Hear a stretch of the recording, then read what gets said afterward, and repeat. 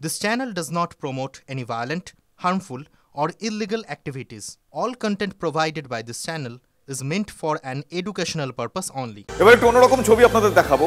রাস্তা দীর্ঘদিন ধরে বেহাল, দীর্ঘদিন ধরে তারা জানাচ্ছেন, কিন্তু এবার ধৈর্যের বাঁধ ভেঙে গিয়েছে ডেবরায়। তাই প্রধানের বাড়ি ঘিরে বিক্ষোভ দেখাচ্ছেন সেখানকার মানুষ।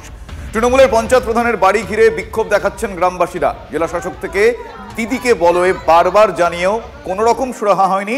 এই অভিযোগে এবার প্রধানের বাড়ি ঘেরাও করে তারা সুরাহা চাইছেন। তারা দীর্ঘদিন যে বেহাল দশা সেখানকার রাস্তার, সেই রাস্তা ঠিক করার আবেদন তারা ঠিক এইভাবে বিক্ষোভ দেখিয়ে এইভাবে তারা গোটা বিষয়টার সুরাহা চাইছেন। আজকে হয়ে গেল 70 থেকে 80 বছর।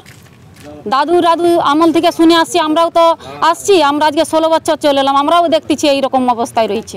আমরা এখনো পর্যন্ত সুরাহা পাচ্ছি না। আমরা অনেক দরখাস্ত কাগজপত্র জমা দিয়েছি, কিন্তু কোনো কাজ পাই না। কি দাবি আপনাদের? আমাদের দাবি রাস্তা এবং পুল যাতে সুরক্ষিতভাবে ঠিক করা হয়, সেটা আমরা চাচ্ছি। সবথেকে বড় সমস্যা, আমার অঞ্চল থেকে যেহেতু 15-এর টাকা কম, এবার ওই টাকা থেকে এত বড় রাস্তা করা আমার পক্ষে সম্ভব নয়। কারণ ওখানে টাকা শেষ হয়ে যাবে, যেহেতু আমার 16টা সংসদ আছে, ওখানে ভাগ করতে হয়। যে কারণে এইটা ওই জন্য জেলায় আমি দিয়ে রেখেছি। দিকে দিকে আবাস তালিকায় গড়ে ক্ষোভ বিক্ষোভ তো রয়েছেই। আর এবার আবাস সার্ভেতে গিয়ে কাটমানি চাওয়ারও অভিযোগ উঠল। কারো কাছে 500, কারো কাছ থেকে 1000 টাকা চাওয়ার ভিডিও ভাইরাল। দক্ষিণ দিনাজপুরের বংশীহারি দৌলতপুরে চাঞ্চল্য। টাকা না দিলে তালিকা থেকে নাম কেটে দেওয়ার হুমকিও দেওয়া হচ্ছে বলে অভিযোগ। গ্রামবাসীদের অভিযোগ, অভিযুক্ত ব্যক্তি পেশায় পশু চিকিৎসক, নিজেকে সরকারি কর্মী পরিচয় দিয়ে আবাস যোজনা সার্ভে করছিলেন তিনি। সার্ভের জন্য যাতায়াত খরচ, খাওয়ার খরচ সরকার দিচ্ছে না, তাই নিজেকেই জোগাড় করতে হচ্ছে, এমনটাই দাবি করছেন ওই ব্যক্তি। অভিযোগ জানিয়েছেন গ্রামবাসীরা। ঘটনায় তদন্তের আশ্বাস ভিডিও। বিজেপি অবশ্য ঘটনায় তৃণমূলকে কটাক্ষ করতে ছাড়ছে না। বলেছে যে আমাদের যে গাড়ির তেল খরচা, না ওটা আমাকে বলেননি অবশ্য। গাড়ির তেল খরচা কথাটা শুনে নেন। গাড়ির তেল খরচা বা এই যে আমরা ঘুরছি লাঞ্চ বা টিফিন, সেটা হচ্ছে লোকের বাড়িতে গিয়ে ম্যানেজ করবে। ঠিক আছে, 500, 100, 200 যা 50, 100 যা ম্যানেজ করবে। সুদীপদের বাড়িতে কাছ থেকে 500 টাকা নিয়ে আসবেন, ওরা নিহাত গরিব মানুষ। কে বলে? আমার বউর কাছ থেকে। এটা কি বিডিও সাহেবের অর্ডার? বিডিও সাহেবের অর্ডার না। তাহলে আপনি বললেন যে বিডিও সাহেব বলেছে। বিডিও সাহেব বললেন তো ভিডিও অফিসে, তাহলে ভিডিও অফিসে কে অর্ডার করবে? ভিডিওই তো সুপ্রিম পাওয়ার। ভিডিও তো এখনই বলছেন না। আর বলছে কাগজ বলে আমাদের ঘুরে আসছে, মানে এন্ট্রি হয়নি, কাগজ ঘুরে আসছে তাই বলো। না বললো কি যদি তুমি টাকা না দাও তাহলে আমি ভিডিও ভিডিও করব, কাগজ যখন আসতেও পারে না আসতেও পারে। এটা বলিনি, এটা আপনি ভুল বলছেন। আমার হাতে অনেক কিছু আছে, আমি অনেক কিছু করতে পারি। আমি প্রভাব খাটিয়ে তিনি এই টাকা পয়সাগুলো তুলেছেন, আত্মসাৎ করছেন। তিনি কি বলে টাকা তুলেছেন? উনি বলেছেন যে বাংলার আবাস যোজনায় যদি আপনার ঘর পেতে হয়, যদি লিস্টে আপনার নাম ওঠার জন্য আমাকে এই টাকা দিতে হবে। আমার কাছে একটা অভিযোগ এসছে, সেই অভিযোগ খতিয়ে দেখছি আমি। তার উপযুক্ত তদন্ত করে যদি উনি এটা করে থাকেন, তাহলে প্রয়োজনীয় আইনি ব্যবস্থা যেটা হয় সেটা নেওয়া হবে। আমি ঊর্ধ্বতন কর্তৃপক্ষকেও ব্যাপারটা জানিয়েছি। এটা যদি কেউ করে থাকে, তাহলে তার বিরুদ্ধে যদি তোমাদের কাছে যদি খবর থাকে, তোমরা সঙ্গে সঙ্গে প্রশাসনকে তোমরা সংবাদ মাধ্যম জানাও। প্রশাসন সেটা দেখে আইনগত যদি কোনো অপরাধ কোথাও থাকে তাহলে ব্যবস্থা নিয়ে নেবে সঙ্গে সঙ্গে।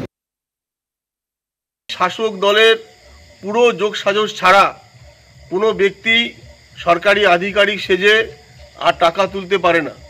এর পূর্ণাঙ্গ তদন্ত করলে নিশ্চিতভাবে আমরা মনে করছি এর পিছনে কোনো তৃণমূলের হাত আছে, কেননা শাসক দলের হাত না থাকলে হতে পারে না। সরকারি আধিকারিক পরিচয় দিয়ে সার্ভে করতে গিয়ে টাকা চাইছেন যারা ঘর প্রাপক তাদের কাছে। এমন ঘটনা কিন্তু ঘটেছে দক্ষিণ দিনাজপুর জেলার বংশীহারি ব্লকের মহাবাড়ি এলাকায়। সমাজ মাধ্যমে অর্থাৎ সোশ্যাল মিডিয়ায় এই ঘটনা বা ভিডিও কিন্তু ভাইরাল হয়েছে ইতিমধ্যেই। এরপরে নড়েচড়ে বসেছে প্রশাসন। এদিকে মহাবাড়ি গ্রাম পঞ্চায়েতের এক সদস্য এ নিয়ে অভিযোগ দায়ের করেছেন বিডিওর কাছে। এরপরে কিন্তু বিডিও পুরো বিষয়টি খতিয়ে দেখার আশ্বাস দিয়েছে। ঠিক এই জায়গায় বিজেপি অভিযোগ করছে এর পিছনে তৃণমূল মদত রয়েছে, কারণ ভুয়ো সরকারি আধিকারিক পরিচয় দেওয়া সেই ব্যক্তি নাকি একজন পশু চিকিৎসক। কি করে তার সাহস হয় যে সে সরকারি আধিকারিক বলে ঘরের সার্ভে করবে এবং টাকা চাইবে? ঠিক এই জায়গায় তৃণমূলের বিরুদ্ধে যখন অভিযোগ করছে, তখন প্রশাসন বলছে পুরো বিষয়টি খতিয়ে দেখা হচ্ছে। এমন কেউ যদি এর সময় যুক্ত থাকে, পুরো ব্যবস্থা নেওয়ার আশ্বাস দিয়েছেন রাজ্যের মন্ত্রী বিপ্লব মিত্র। দক্ষিণ দিনাজপুর জেলা থেকে রূপক সরকারের রিপোর্ট, টিভি9 বাংলা। মঞ্জুর, এত কিছুর মধ্যেও এমন কিছু ঘটনা ঘটে যা ব্যতিক্রমী বলা যায়। এবার তেমনই একটা খবর আপনাদের সামনে তুলে ধরবো। আবাসের টাকা ফিরিয়ে দিলেন একজন গৃহশিক্ষক। কেন ফেরালেন? দক্ষিণ চব্বিশ পরগনার ডায়মন্ড হারবারের বাসিন্দা আনিসুর রহমান। তিনি পেশায় গৃহশিক্ষক। 2018 সালে আবাস যোজনায় আবেদন করেছিলেন। মাঝে কেটে গিয়েছে 6 বছর। তার পাকা বাড়ি হয়ে যাওয়ায় তালিকা থেকে নাম বাদ দিয়ে দেওয়ার জন্য তিনি আবেদন করেন আনিসুর। এই আনিসুরের এই পদক্ষেপে খুব স্বাভাবিকভাবে প্রশাসন খুশি হয়েছে। আমি একজন গৃহশিক্ষক। 2018 সালে যখন বাংলা আবাস যোজনায় আমার নাম নথিভুক্তকরণ করা হয়, তখন আমাদের এরকম পাকা দোতলা বাড়ি ছিল না। তো যেহেতু আমি এখন বর্তমানে পাকা বাড়িতে বসবাস করছি, তাই এই মুহূর্তে আমার বাড়ির প্রয়োজন নেই। যাদের পাকা বাড়ি সরকারি নিয়ম মেনে তাদের আমরা রিজেক্ট করছি। একই সঙ্গে অনেকে এমন আছেন যে যখন সার্ভে হয়েছিল তাদের তখন নাম ছিল, বর্তমানে তারা পাকা বাড়ি করে নিয়েছেন, তারাও অনেকে স্বতঃপ্রণোদিতভাবে আমাদেরকে জানাচ্ছেন যে তারা এখন ঘর নিতে ইচ্ছুক নন।